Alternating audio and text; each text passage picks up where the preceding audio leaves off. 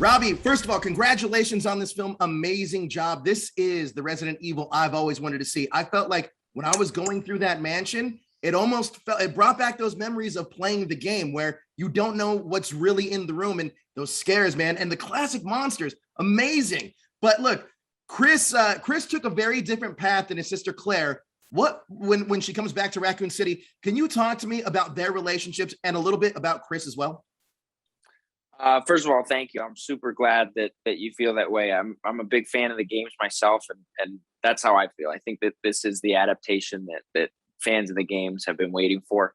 The relationship with Claire, I think what's really nice that's built out in this movie is you get to see, you get to see them as kids, and you get to see some mistakes are made, and a lot of our adult scenes in this movie are coming to terms with decisions we made as children. And I think that Chris is a guy with some regret with how he handled things with his sister, and probably should have left this town a while ago, but can't bring himself to do it, and doesn't have anything or anyone else anywhere else. So he's kind of stuck here and is trying to hold on to what it used to be, or what he thinks it could be.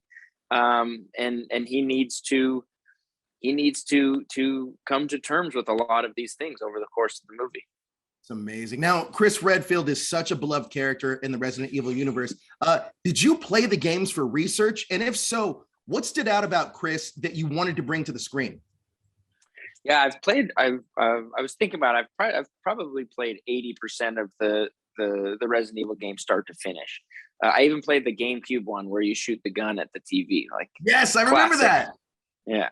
So, I went back and played RE1 and RE2 remastered. I knew that those were the movies that we were basing the games that we were basing the movie off of. Sure. And the big thing was, like, I've spent so much time playing as Chris and just kind of seeing Chris in this world. I felt very comfortable from that side of things. And then speaking with Johannes about the tone of the movie and his script and what he wanted to bring from the games to the movie, it was very clear that we were on the same page, and that he was the right guy to be making this film. So I felt very confident and very comfortable in the version of Chris that was on screen. The biggest thing was just making sure that he was a human being and someone that people could relate to and see themselves reflected in. Because I knew that, the Chris Redfield zombie killer was going to come up at some point. And, as long as we earned it, those scenes were going to matter a lot more. Absolutely. Now, you touched on this a little bit, but the film did a really great job of capturing the tone of the first few games, largely due to the director, Johannes Roberts. Can you talk to me about working with Johannes as a collaborator and what his style added to Resident Evil Welcome to Raccoon City?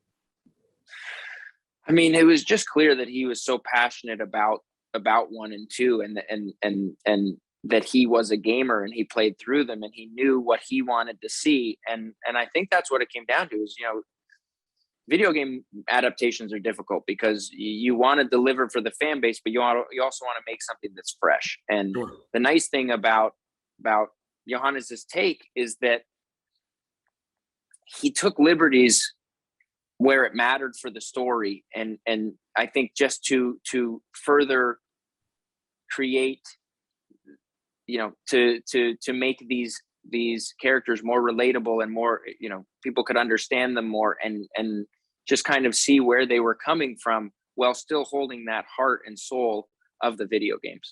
Right. One of the most iconic locations in Resident Evil is the mansion, and this mansion is creepy AF. Can you talk to me about working on that set? Because it looked incredible.